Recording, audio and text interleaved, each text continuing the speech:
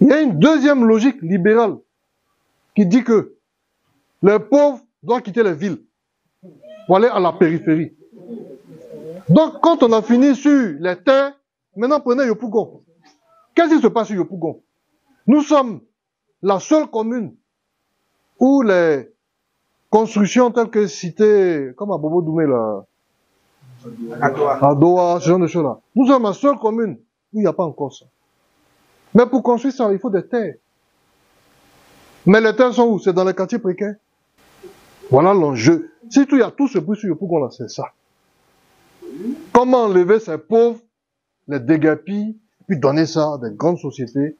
Comment donner ces multinationales de certains pays-là, ces terres-là, pour qu'ils puissent construire des nouvelles cités? Mais il ne s'agit pas de reloger les gens. Ils sont pauvres. Il s'agit de les évacuer. C'est tout. Après, ils n'ont qu'à aller en périphérie. Voilà. Donc, si vous voulez aller vivre en périphérie, fermez les yeux, buvez votre vin et puis dormez.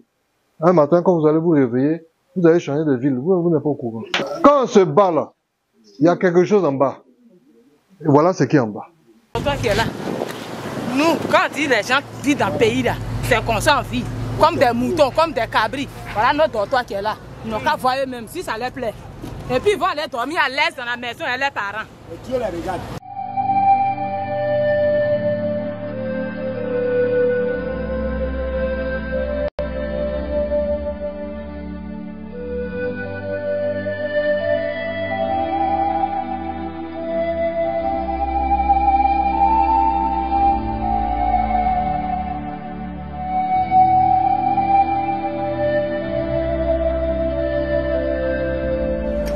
Tous les papiers de la cour, on a l'heure d'autoroute. Bitoro est venu nous dire qu'ils ne vont pas casser encore. Mais voilà, nous aujourd'hui, on est dans le désespoir. On pense qui Bakongo ne peut pas venir comme ça. Ça ressemble à travailler qu'envoyer Bakongo. Lui-même le sait. Mais il n'a qu'à voir nos souffrances, quoi. Il n'a qu'à penser à nous, il n'a qu'à penser à ces populations. Aujourd'hui, avant de venir ici, c'est nous, c'est même pauvres là qu'on fait que tu es là. Mais voilà comment tu le fais. Faut pas, le président ne va pas dire qu'il n'est pas au courant de ce problème-là. Il est bel et bien au courant de ça. En tout cas, je ne suis pas content. Je ne suis pas du tout content.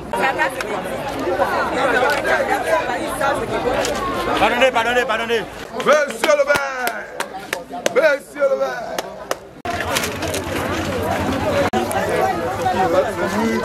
Voilà. Prochainement, on est là, monsieur le député. Ok. C'est ça, nous a donné là, puis on blague nos parents. Et puis aujourd'hui, on est dans la rue là. Tu as voté l'année prochaine. Ils disent qu'ils sont pas. Ils sont levés, ils sont venus nous casser. Voici l'école là-bas. Ça, c'est l'école collège. Il y a ça, il ne faut pas l'école. Il n'y a pas d'école à Gescosi. On dit ça, ça n'existe pas. Nous tous, nous nous demandons, mais qu'est-ce qui se passe? Nous tous, nous nous demandons, est-ce que l'État fonctionne ici? Le gouverneur du district a entrepris en janvier 2024 des destructions que nous avons constatées, que nous avons condamnées, que nous avons déplorées. Et avec la mairie, nous avons entrepris de rencontrer ce gouverneur. Et suite à ça, il a été décidé de surseoir à toutes les destructions et de mettre en place une équipe de suivi. Parce que ici, c'est Yopougon. Ici, ce n'est pas très... La Côte d'Ivoire n'est pas un royaume. Voilà. Où on doit gouverner comme on dit, c'est ça. La Côte d'Ivoire n'est pas un royaume. Il ne suis pas des rois. Voilà. C'est pas un royaume. C'est pas un royaume. Je signale que ces premières destructions, en janvier 2024, avaient eu lieu alors que le maire était en voyage. Avaient eu lieu sans que la mairie même n'ait été saisie. Pour toute intervention sur le terrain ici, il faudrait d'abord que la mairie soit informée et qu'on mette en place une équipe conjointe pour suivre ces opérations.